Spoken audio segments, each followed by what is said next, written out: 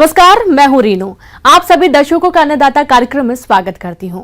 हमारे देश का किसान जन का पोषक है, वह श्रम का देवता है, अन्नदाता है। उसमें ही भारत की आत्मा निवास करती है।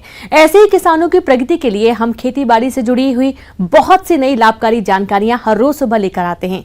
तो चलिए कार्यक्रम शुरू करने से पहले देखते हैं आज क्या है अन्नदाता में। आलू की खेती से अच्छा मुनाफा कमा रहे किसान की कहानी।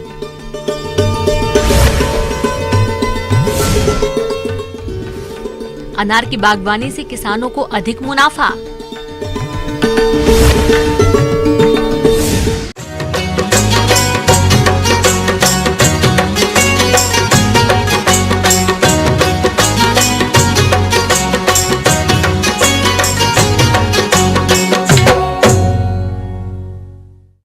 परंपरागत खेती से ऊब चुके किसानों ने अब सब्जियों की खेती की राह पकड़ ली और जीवन में सफल हो रहे।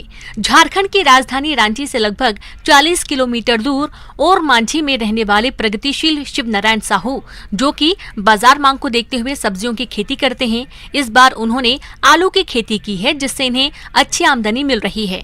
देखिए इनकी सफलता की कहानी।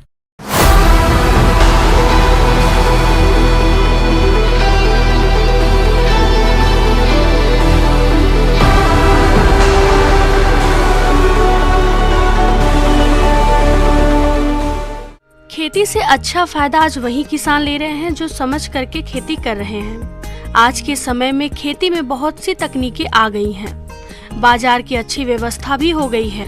बस आपको बाजार मांग को ध्यान में रखकर फसलों का चुनाव करना है, जिससे आप खेती से लगातार लाभ लेते रहें। आलू की खेती भी अधिक कमाई वाली है, लेकिन आपके एरिया में कोल्ड स्टोरेज होना जरूरी है। सभी तरह का सब्जी का खेती करते हैं। अभी मेरे खेत से आलू का अल्टीमेट वैरायटी निकल रहा है।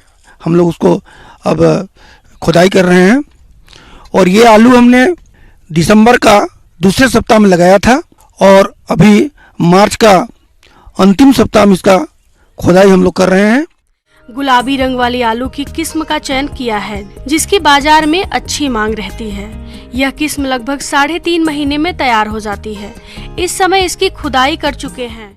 इसकी पैदावारी लगभग 100 से 120 क्विंटल प्रति एकड़ होता है और आज के हिसाब से जो आलू का रेट है अभी, उसके हिसाब से प्रति किलो 17-18 रुपये किलो भी बाजार में बिक रहा है। अगर इस एवरेज से भी हम हिसाब करते हैं तो 2,05,000 के आसपास इसकी मूल्य होता है, जिसमें अगर हम 50,000 रुपया खर्च के रूप में निकालते हैं तो भी 1.5 लाख रुपया के मुनाफा आता है। 1 एकड़ में लगभग इन्होंने 110 कुंतल तक की उपज ली है और आलू का औसत रेट इस समय लगभग 1700 रुपए प्रति कुंतल है। इस समय आलू बेचने पर इन्हें लगभग 1,87,000 रुपए की आय होगी। बीज की खरीद, कंपोस्ट, खाद, जैविक दवाओं और अन्य खर्चे लगभग 50,000 रुपए 1 एकड़ पर होते हैं और शुद्ध लाभ लगभग 1,37,000 रुपए तक मिलेगा। अगर आलू का स्टोर करके बाद में बेचते हैं तो मुनाफा और बढ़ेगा। इस तरह छोटे मोटे जो किसान हैं वो प्रायः स्टोरेज नहीं करते हैं, लेकिन हम तो यही कहेंगे कि अगर स्टोरेज करेंगे तो निश्चित रूप से अभी का रेट से 1.5 या 2 गुना पैसा बाद में मिलेगा।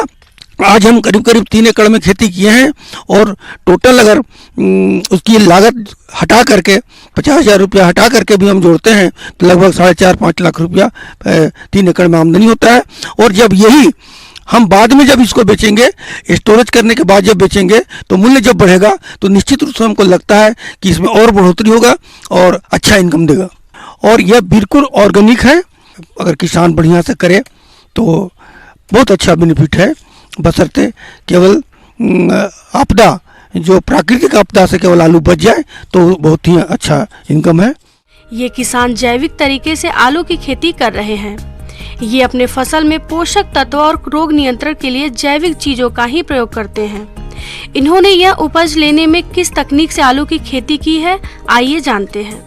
देखिए, मैं आलू का खेती जब इस साल 21 में शुरू किया था तो सबसे पहले आलू की खेती करने के लिए खेत की जुताई करना बहुत मायने रखता है।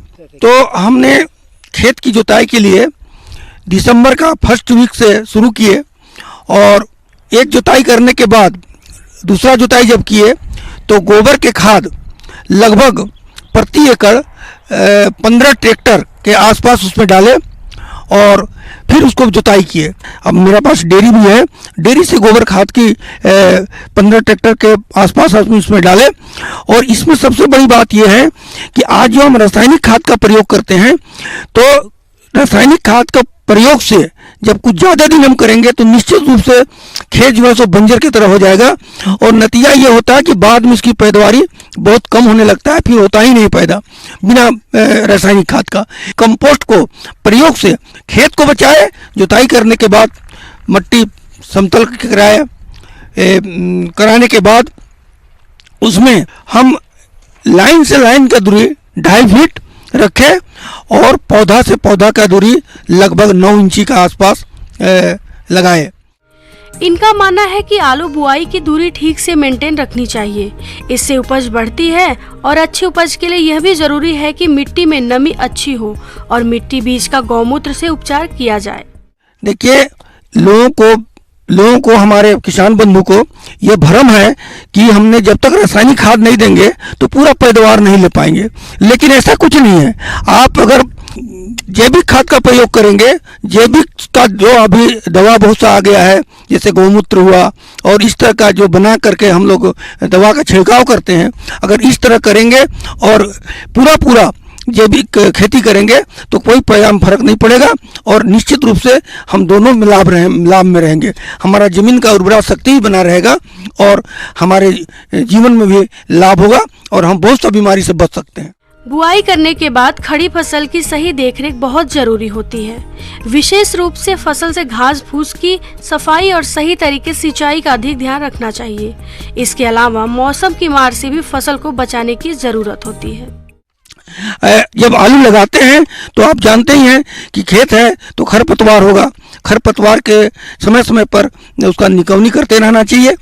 दूसरा चीज कि उसमें हम जो ये सिंचाई करते हैं वो सिंचाई ऐसा नहीं कि जमीन में नमी बहुत ज़्यादा है और फिर हम पानी डाल दिए, इससे क्या होगा कि पैदावारी घटेगा, बढ़ेगा नहीं।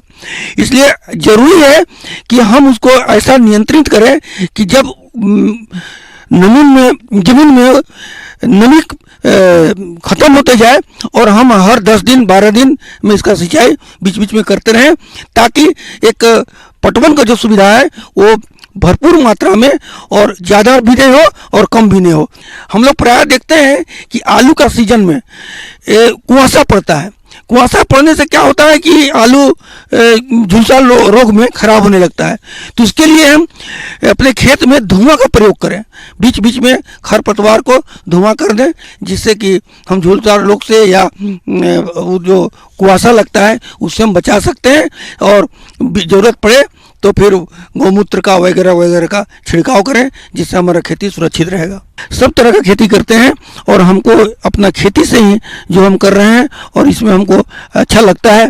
आज जो भी हमको लगता है कि कोई एक अच्छे पदाधिकारी जो नौकरी पेशा में है, उससे मैं आज कम आमदनी नहीं करता हूँ। किसान भाइयों, अब लेते हैं एक छोटा सा ब्रेक, जल्द लौटेंगे।